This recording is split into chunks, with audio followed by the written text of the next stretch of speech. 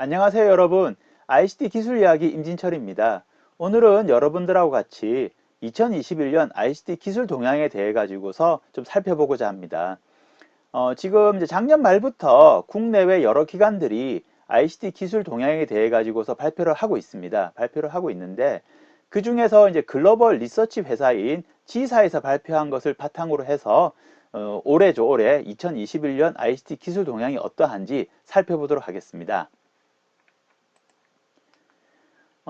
이 G사 같은 경우에는 그 매년 10월 달에 이제 내년도 ICT 기술 동향에 대해서 이제 발표를 합니다. 발표를 하는데 그래서 보통은 이제 엑스포 같은 형태로 모여가지고서 오프라인으로 발표를 하는데 작년 10월에는 이제 코로나로 인해 가지고서 모이지는 못했고 온라인으로 그것을 대체를 하면서 발표를 했습니다. 대체를 했고 그리고 G사에서 이렇게 ICT 기술을 갖다 선정을 할 때에 이제 두 가지 관점으로 좀 선정을 합니다. 첫 번째 하나가 그 기술이 좀 파괴적인 어떠한 잠재력을 가지고 있는가라는 부분이 하나가 있고요.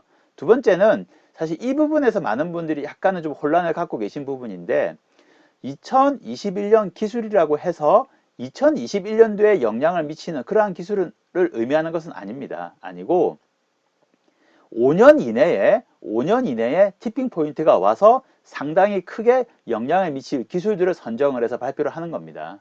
그래서 이 두 가지 관점을 갖다 생각을 하시면서 앞으로의 영상을 좀 봐주셨으면 좋겠습니다. 그래서 이제 ICT 기술 동향에 대해서 발표를 하기 전에 이제 키노트 형식으로서 이제 부사장님이셨던 이제 브라이언이란 분께서 이제 말씀을 하셨는데, 요약을 하게 되면은 첫 번째가 코비드 19하고 경제 불황이 닥쳤기 때문에 여기에 대해 가지고서 조직은 상당히 최적으로 적절하게 대응을 해야 된다. 그리고 그뿐만 아니라 뭔가 새로운 비즈니스를 조성을 해야 될 필요가 있다라고 얘기를 하셨습니다. 얘기를 하셨고 그러기 위해서는 세 가지 주제에 좀 포커스를 맞춰야 된다라고 말씀을 하셨어요. 세 가지 주제가 보시는 것처럼 이제 people centricity, 그다음에 location independence, resilient delivery 이 세 가지입니다. 세 가지가 되는데 그러면 이 세 가지가 어떤 거냐? 이 세 가지 주제가 첫 번째 이제 people centricity는 어떻게 기술이 발전하고 환경이 변하고 여러 가지 상황이 벌어지더라도 비즈니스의 중심은 사람이라는 거죠.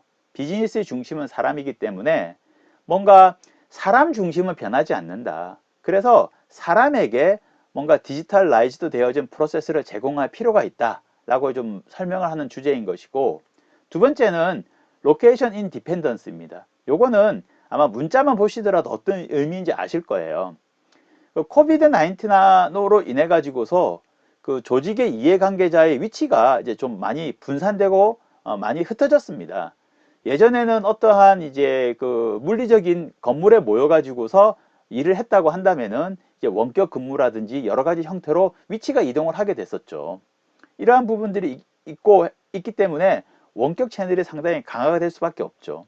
그래서 이렇게 로케이션 인디펜던스를 갖다가 강화할 수 있고 제공할 수 있는 기술이 부상을 하고 있기 때문에 여기에 대해서 관심을 기울여야 된다라는 개념이 되고요. 세 번째 이제 리질리언트 딜리버리는 이제 팬데믹 상황이라든지 경제 불안 같은 상황, 이러한 변동성은 언제든지 찾아올 수가 있기 때문에 이러한 변동성에도 불구하고 어떠한 비즈니스의 연속성, 비즈니스의 어떠한 제공력을 갖다가 계속해서 보유하는 견고함이 필요하다라는 이제 의미가 됩니다.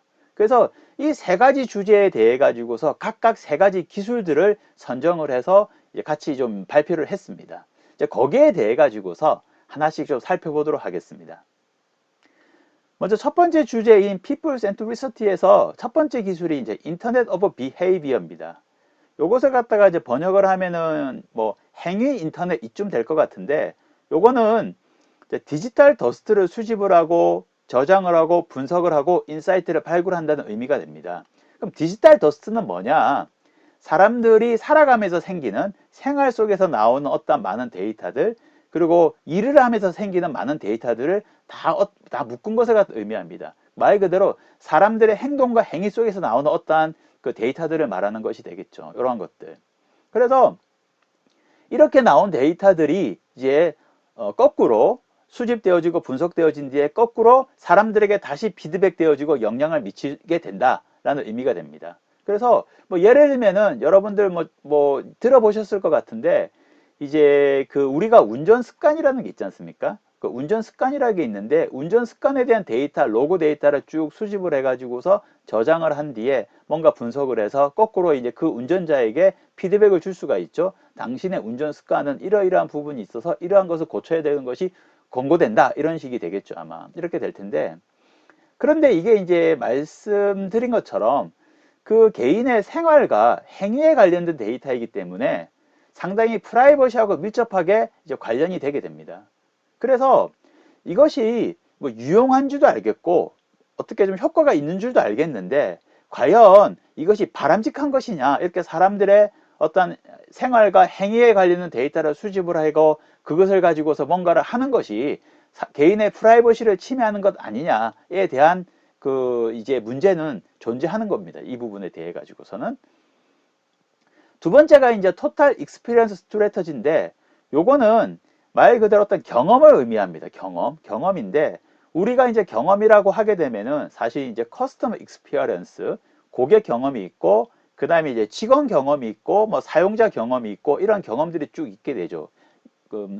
보통 이제 경험은 이것을 갖다가 약간 좀 고객 경험에 대해서 많이 좀 연구를 하고 직원 경험에 대해서 연구를 하고 사용자 경험에 대해서 연구를 하고 이런 식으로서 연구를 합니다. 하는데 이제 G사에서 얘기를 하는 거는 이래서는 안 되고 이러한 경험들을 다 조합하고 연결해 가지고서 뭔가 토탈 익스피리언스, 오버롤 익스피리언스를 만들어내야 된다라는 것을 갖다가 얘기를 하고 있는 부분입니다. 이 부분이.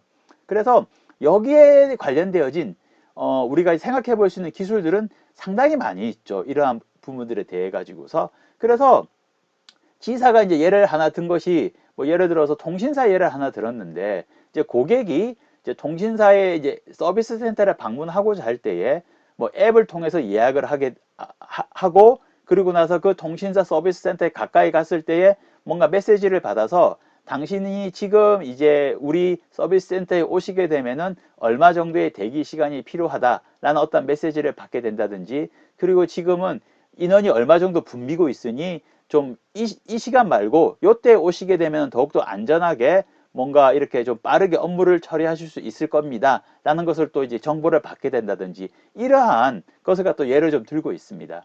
예, 그래서 이게 이제 뭐 토탈 익스피리언스가 뭔가 하나의 기술을 지칭하는 건 아니고 말씀드린 것처럼 여러 가지가 모여 가지고서 그 고객에게 오버롤 되어진 익스피리언스를 제공해야 된다라는 개념으로서 설명을 하고 있습니다.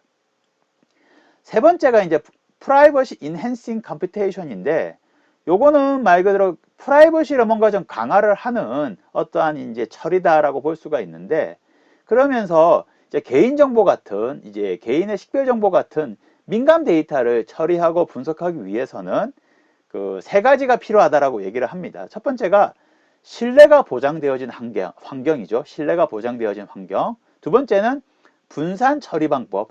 중앙에 집중해 가지고 처리하는 것이 아니라 뭔가 분산해서 처리할 수 있는 분산 처리 방법. 세 번째가 암호화입니다. 암호화인데 이제 그러면서 뭐 대표적인 어떠한 기술 사례들을 갖다가 좀 예시적으로 제시를 했습니다.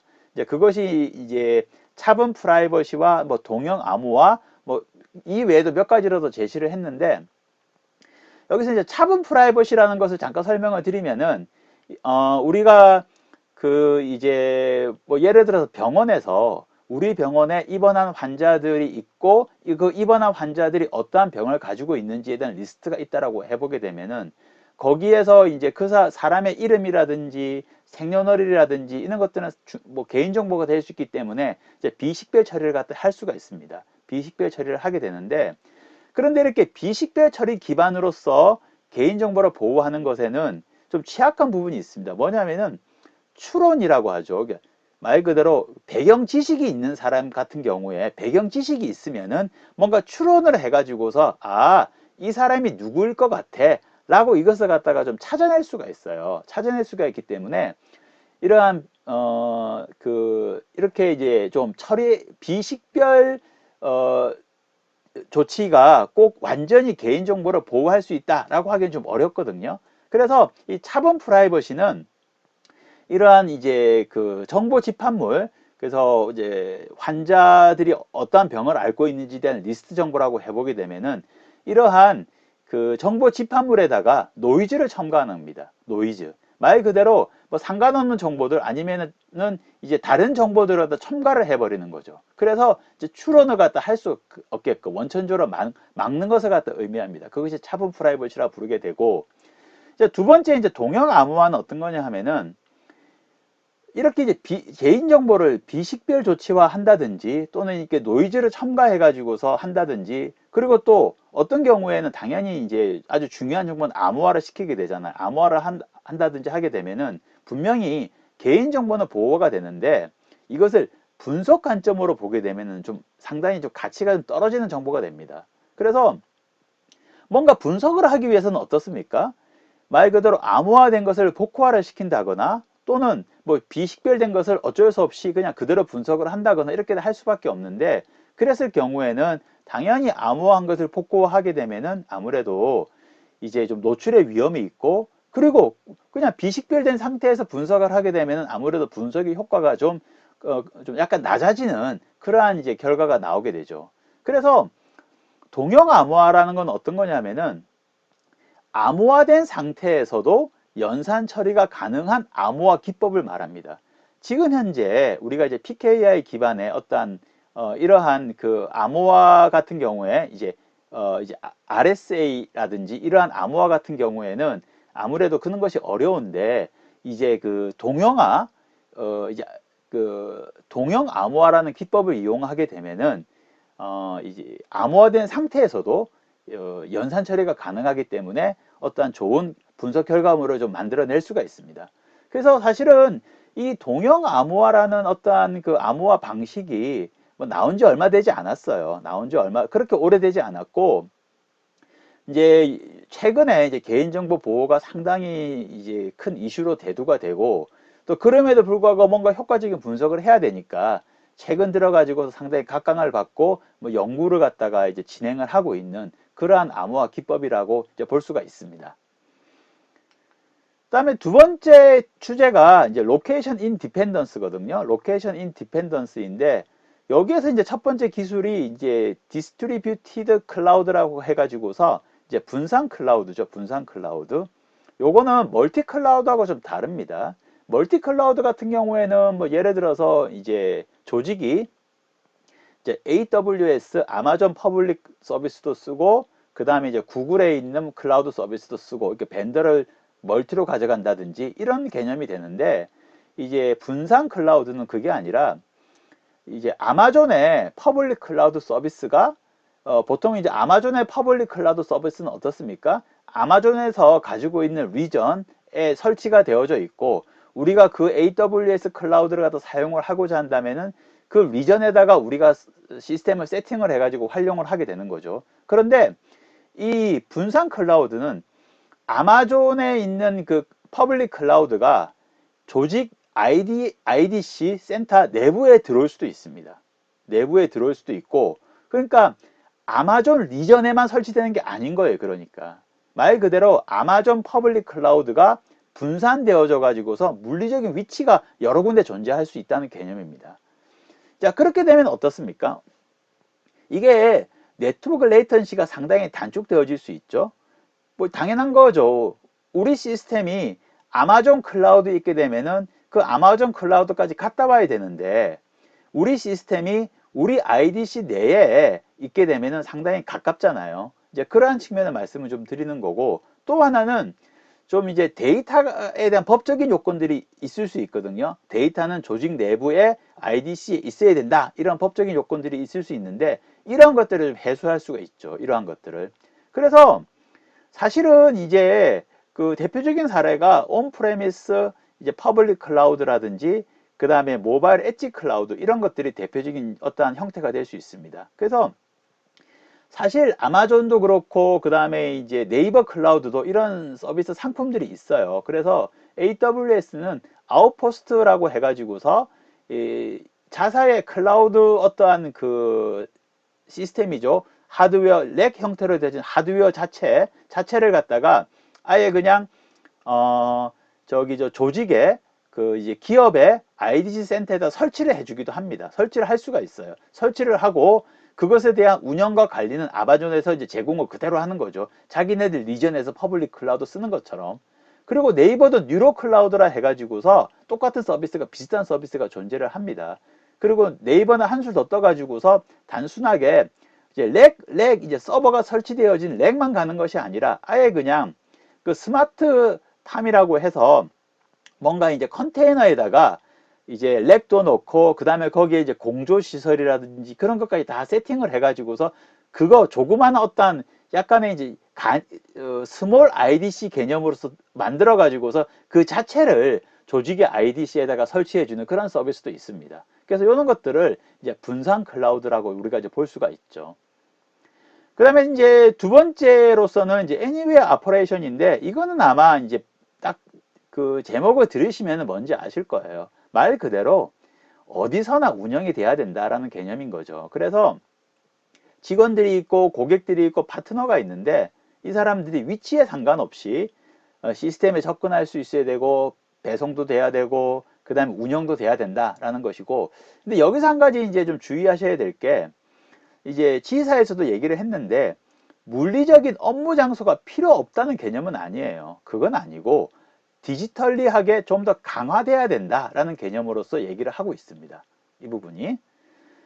그리고 이제 그 로케이션 인 디펜던스의 세 번째 기술이 사이버 시큐리티 메시입니다. 사이버 시큐리티 메시인데 지금 현재는 조직의 어떤 자산이 많이 분산되어져 있어요.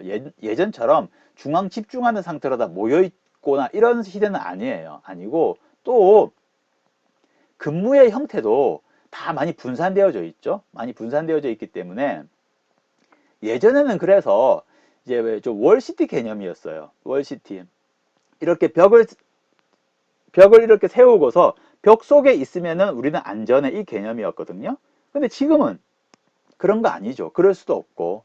그래서 지금은 벽 속에 있든 벽 밖에 있든 다 우리는 믿으면 안 돼라는, 믿으면 안 되는 시대가 됐다. 이제 이거인 거죠. 그래서 이제 제로 트러스트라는 개념이 나오게 된 거고. 그래서 예전에는 그래서 이제 우리가 이제 허브 앤 스포크 방식이었던 보안 체계였거든요. 그러니까 바깥 트래픽이 쫙 밖에서 외부에서 흘러 들어오게 되면은 안쪽에 이쪽에 다 보안 장비로 다 모입니다. 그래서 보안 장비에서 그것을 갖다가 이제 검증하고 필터링 해가지고서 이제 확인된 것들만 이제 다시 내부로 쭉 집어넣는 이러한 이렇게 되어지는 허브 앤 스포크 방식이었는데 이제는 이것으로는 안 된다는 거죠. 이것으로는 안 되고 이제 완전 그물망처럼 촘촘하게 보안을 갖다 관리해야 되는 시대이다 라고 해가지고서 이제 메시라는 개념이 등장을 한 부분이 있죠. 이러한 부분들이 좀 있습니다. 그리고 세 번째 주제가 이제 Resilient Delivery인데 여기에서 이제 첫 번째 그 기술이 Intelligent Composable Business입니다. 요거는 어떤 의미냐 하면은 이제 상황은 계속 변하게 되고 그래서 그 상황에 맞춰 가지고서 이제 스스로 비즈니스가 재구성되어지고 그리고 조직이 거기에 잘 적응을 해야 된다라는 개념이 되는 거예요. 개념이 되는데 이제 그러기 위해서는 어떻게 해야 되느냐? 첫 번째가 정보가 개선돼야 된다. 말 그대로 정보가 상당히 강화되어져야 되고 정보가 좋아야 된다. 조직이 가지고 있는 정보가 좋아야 된다는 것이고 두 번째는 그 정보를 접근하는 방식이 또한 개선돼야 된다라는 부분이고 그리고 우리가 이제 정보가 이제 모이게 되고 정보를 갖다가 이제 분석을 하잖아요. 분석을 하게 되면 어떠한 이제 시사점이 도출되어지게 됩니다. 시사점이 도출되어지게 되는데 그 시사점에 빨리 반응을 해야 되는 능력을 키워야 된다라고 이제 얘기를 좀 하고 있습니다. 그리고 이제 두 번째가 AI 엔지니어링인데 그 참 재미있는 통계 중에 하나가 이제 보통 이제 AI는 이제 프로토타입 프로젝트를 합니다. 그래서 이제 파일럿 프로젝트를 하게 되고 거기서 어느 정도 효과가 검증되게 되면은 말 그대로 이제 프로덕션 프로젝트를 실시를 하게 되는데 이렇게 프로토타입이 끝난 후에 그 이제 프로덕션 프로젝트를 했을 경우에 한 53% 정도가 실패를 한다고 해요. 실패를 한다고 하는데 이것은 왜 실패할까? 라고 이제 분석을 좀 해보니까 이제 유지보수 문제, 그 다음에 이제 확장성의 문제, 그 다음에 이제 거버넌스에 관련된 이슈들 때문에 이제 실패를 한다고 합니다. 그래서 나온 개념이 AI를 단순하게 프로젝트 또는 AI를 개발 관점으로서만 봐서는 안 되고 이제는 엔지니어링 관점으로 봐야 된다라고 이제 얘기를 하고 있습니다. 그러면서 이제 그러면서 G사에서 얘기하는 개념이 데이터 옵스, 모델 옵스, 이제 데브 옵스입니다. 뭐 이 중에서 그 데브 옵스는 아마 여러분들이 잘 익숙하실 거예요. 말 그대로 개발과 운영이 이제 같이 가는 어떤 형태인 건데 이 이제 데이터 옵스와 모델 옵스도 비슷하죠. 우리가 이제 AI에서 뭔가를 갖다가 하려고 하면은 모델을 세우게 되고 그 모델을 기반으로 해서 뭔가를 갖다가 이제 분석을 하고 운영을 하죠. 그리고 나오게 되면 어떻습니까? 다시 또 모델에 반영을 해가지고서 또 모델을 업데이트하고 또 이러한 선순환 구조가 돼야 된다라는 것으로서 우리가 좀 정의를 좀 내려볼 수가 있겠고요. 데이터도 마찬가지죠. 데이터도 초기 데이터를 기반으로 해서 AI를 갖다가 우리가 이제 그 프로젝트를 했고 어떠한 결과물을 만들어냈다. 그럼 또 우리가 운영하는 과정 속에서 계속해서 데이터는 수집되어지게 되죠. 그 데이터를 갖다 계속해서 업데이트 해가지고서 더 좋은 어떠한 이제 것으로서 계속 만들어져야 된다라는 이렇게 해서 개발과 운영이 같이 가는 것처럼 모델과 운영도 같이 가야 되고 데이터와 운영도 같이 가야 된다라는 이제 개념으로서 좀 설명을 할 수가 있습니다. 마지막 기술이 이제 하이퍼 오토메이션인데 요거는 한마디로 정의를 하면은 조직에서 자동화할 수 있는 거는 모든 것을 다 자동화해야 된다라고 좀 정의를 할 수가 있습니다. 그래서 요즘에 이제 디지털라이즈드가 상당히 좀 각광을 받고 있잖아요. 각광을 받고 있는데 이렇게 디지털라이즈화 되어져 가지고서 우리가 뭔가 이렇게 운영적인 측면에서 탁월성을 갖다가 획득을 하게 되고 그 다음에 이제 비즈니스의 견고함을 갖다가 획득을 해야 되는데 그것의 키가 바로 하이퍼 오토메이션이다 라고 좀 이제 G사에서는 좀 얘기를 하고 있죠. 이런 식으로. 이렇게 해서 이제 9가지 기술에 대해 가지고서 좀 살펴봤고요. 제가 사실은 이제 G사에서 발표했던 내용을 쭉 읽으면서 제가 이제 그 G사에서 발표한 내용들은 좀 오래전부터 계속해서 이제 발표를 듣고 매년 트렌드를 갖다 쭉 이제 얘기를 듣고 있는데 올해 발표한 내용을 들으면서 좀 특징을 갖다가 한 3가지 정도로서 좀 정리를 해볼 수 있지 않겠는가라는 생각이 들었어요. 첫 번째가 이제 융합화인데 보시게 되면은 이제 기술을 얘기를 했는데 뭐 한 개 기술이 아니에요. 한 개 기술이 예를 들어서 뭐 애니웨어 아퍼레이션 같은 경우에도 뭐 한 개 기술로서 대표될 수가 없잖아요. 한 개 기술이 아닙니다. 복수의 기술들이 다 필요한 어떠한 것들이에요, 이게 지금. 그래서 복수의 기술들이 조합되어지고 연계되어지는 것을 갖다가 좀 상당히 좀 강하게 좀 얘기를 하고 있다라고 좀 볼 수가 있고, 두 번째는 확장성인데, 이게 분명히 ICT 기술 트렌드인데, 보시는 것처럼 아마 쭉 듣다 보시게 되면은 이게 기술인가? 라는 생각이 드실 게 있을 거예요. 뭔가 개발 프로세스도 얘기를 하게 되고, 그 다음에 조직이 일하는 방식도 얘기를 하게 되고, 그래서 사실은 기술 트렌드지만은 기술이 아니라 그 외의 것까지 다 아울러서 얘기를 좀 하고 있습니다. 그래서 좀 상당히 좀 이제 좀 트렌드가 많이 바뀌었다라고 좀 볼 수가 있죠.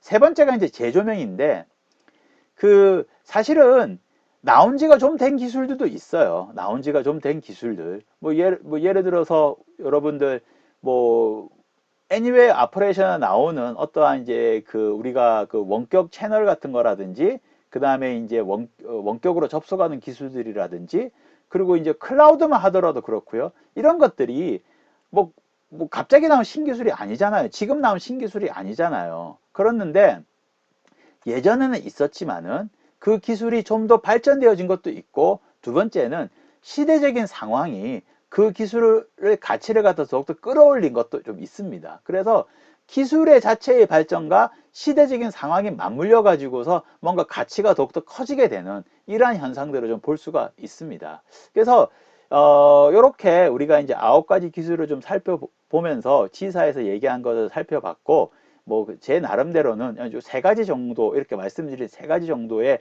어떤 좀 그 특징들이 있지 않을까 좀 생각을 해보게 되었습니다. 예, 여러분들 뭐 영상 봐주셔서 감사드리고요. 또 다음에 또 더 좋은 영상으로서 찾아뵙도록 하겠습니다. 예, 감사합니다.